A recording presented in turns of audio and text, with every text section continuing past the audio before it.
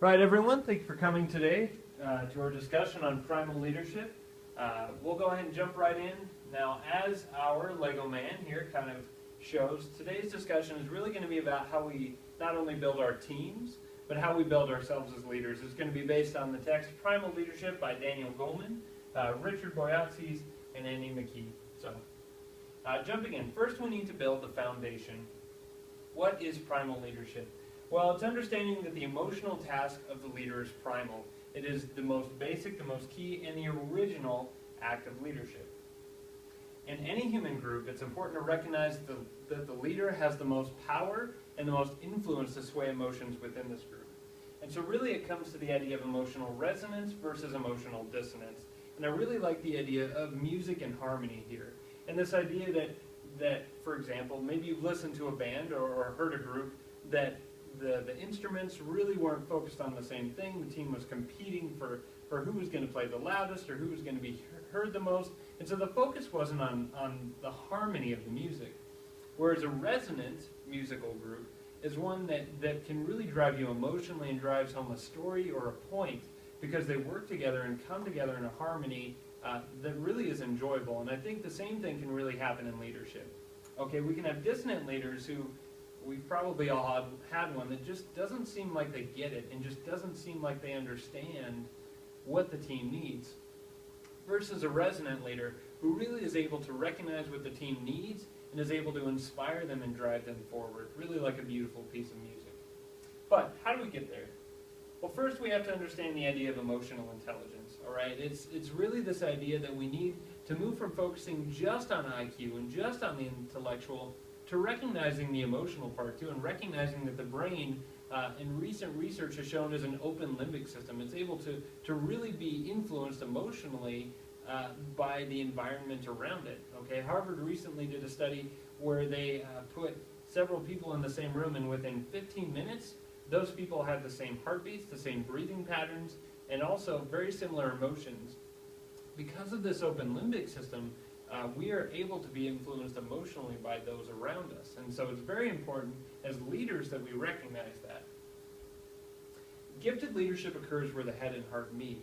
Like we just talked about, the ability for the emotional part of the brain to be influenced, and it's important to recognize that our frontal lobe is connected with the rest of the brain, all right? So our intellectual and our emotional side are so tightly interwoven that not only is it not fair to those who are following us to ignore that part of the brain and just expect them to be productive, but it makes us less effective leaders if we're not willing to recognize that. So how do we start to recognize that and become a primal leader?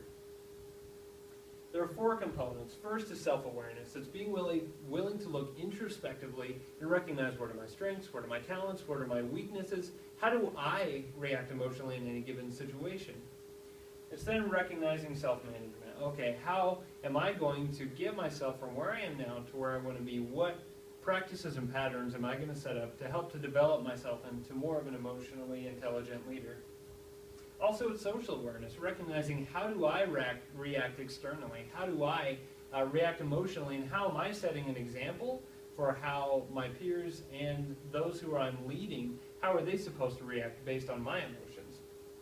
And once you've done that, you can also recognize how to manage those relationships and how to manage how you direct and lead your team. So first we look internally, and then we look externally, and we really set some goals and figure out how to manage those things to develop our talents and turn those into strengths, where we can really lead our team with those strengths. It's important to recognize too that all of these are learned. Okay, it's not just innate talents. Any leader can learn and develop with the focus and the skills and a desire to move forward to become more emotionally intelligent. And each leader uniquely contributes to each of these 4 categories.